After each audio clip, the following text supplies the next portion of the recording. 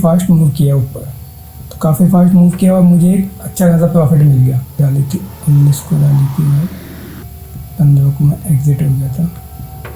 तो आप देखेंगे टोटल प्रॉफिट हुआ था 18,265 का। इस बाय वैल्यू का 3.75% हो जाता है। फ्यूचर में जो है STT काफ़ी ज़्यादा लगते, देखो भाई 253 रुपये तो सिर्फ STT लगी है, तो कुछ 20 है। एक्सचेंज ट्रांजेक्शन चार्जेस 9.25 है। Integrated GST 5.36।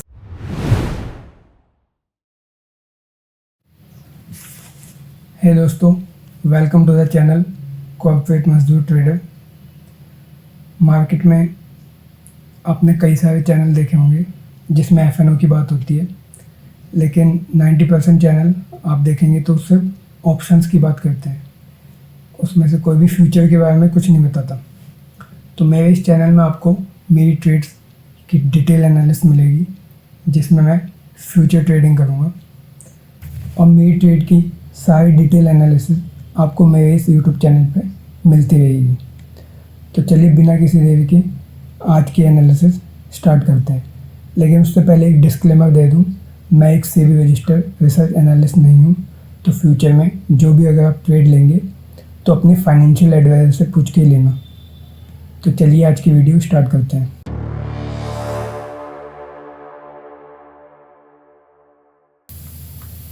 चलते हैं सीधा चार्ट पे। तो यहाँ पे HDFC बैंक का चार्ट। तो HDFC बैंक में फ्यूचर का मैंने एक लॉट लिया था। पहले इसे डे में कर देते हैं, 1 डे के चार्ट पे। और मैंने जो ट्रेड लिया था वो लिया था मैंने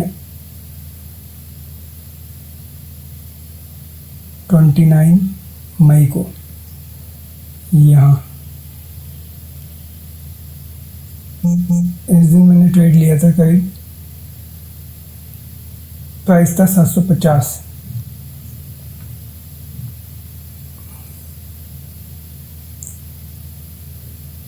$750 के आसपास प्राइस था जब मैंने अपनी ट्रेड डाली थी, ठीक है। उसके बाद आप देखिए, और बताता हूँ, एग्ज़िट मैंने किया है 15 तारीख को करीब 770 पे। अभी आपको अपनी कंसोल पे भी दिखा दूँगा। तो जो मैंने ट्रेड लिया था उसका रीज़न ये था, जब मार्केट 750 पे था, तो आप देखेंगे ये 1 डे का चार्ट है। 1 डे के चार्ट पे जो अपनी मार्केट है, इस जगह पे काफ़ी कंसोलिडेट कर रही है। ये जो एरिया है 720 से लेके 800 की प्राइस रेंज पे।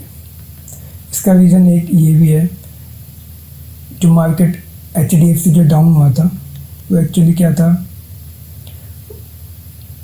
वॉर की वजह से। एक तो ये रीज़न था कि वॉर चल रहा है, उस वजह से भी डाउन था। लेकिन मार्केट में HDFC के लिए कुछ बैड न्यूज़ भी चल रही थी। पहली न्यूज़ तो यही थी कि आपके अतुल चक्रवर्ती जो यहाँ के चेयरमैन थे, उन्होंने रिज़ाइन दे दिया था कुछ वैल्यू एंड एथिक्स को लेके।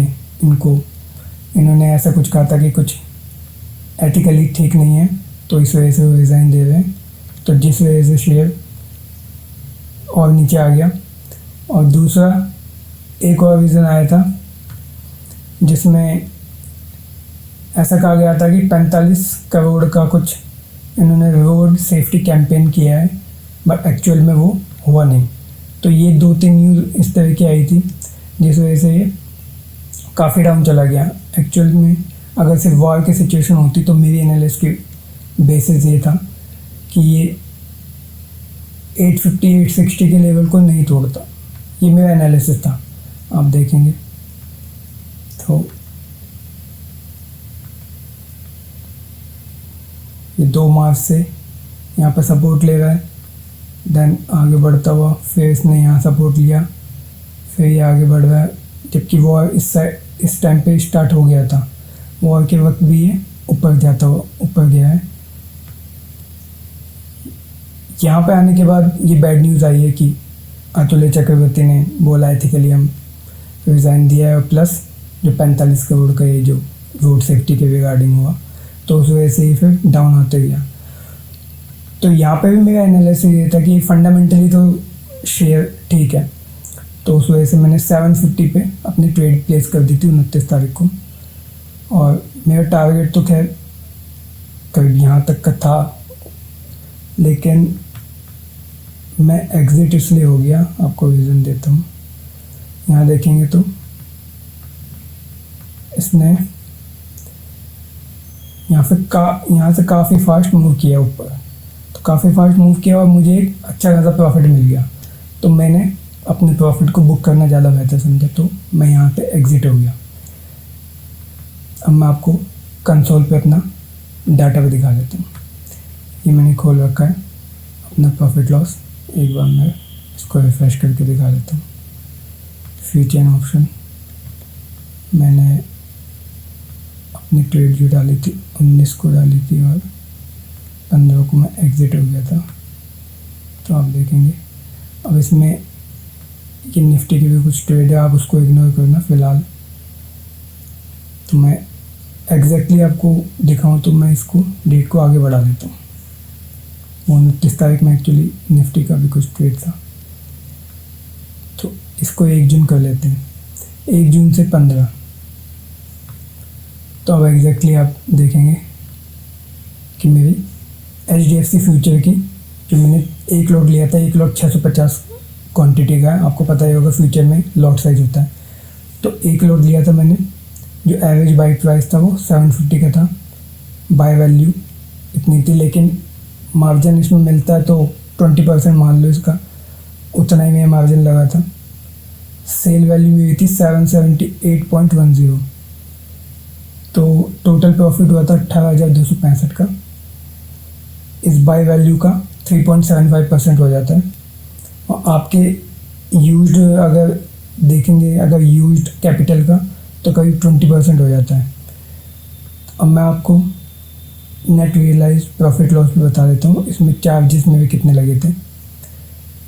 फ्यूचर में जो है STT काफ़ी ज़्यादा लगते, देखो भाई 253 रुपये तो सिर्फ STT लगी है, ब्रोकरेज 20 है, एक्सचेंज ट्रांजेक्शन चार्जेस 9.25 है, इंटीग्रेटेड GST 5.36 है, और ये सेबी टर्न ऑफ 0.51।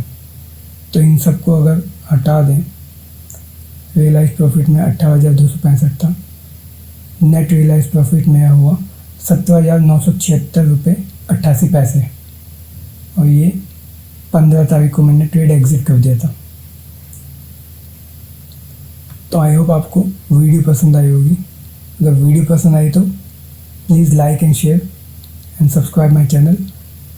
और मेरी नेक्स्ट ट्रेड के लिए जो भी मैं ट्रेड करूँगा फ्यूचर में, तो वो मैं अपने टेलीग्राम पे भी अपडेट देता रहता हूँ। टेलीग्राम चैनल आप मेरे नीचे लिंक है, उसमें जाके ज्वाइन कर सकते हैं।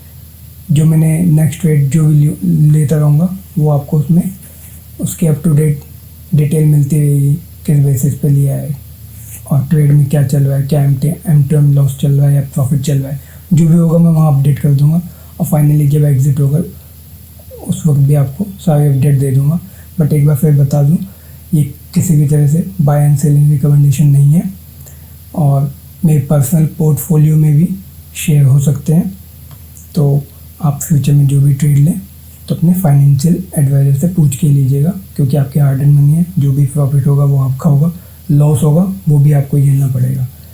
तो आई होप आपको वीडियो पसंद आएगी। Please like share and subscribe. मिलते हैं नेक्स्ट एनालिसिस में। Thank you so much.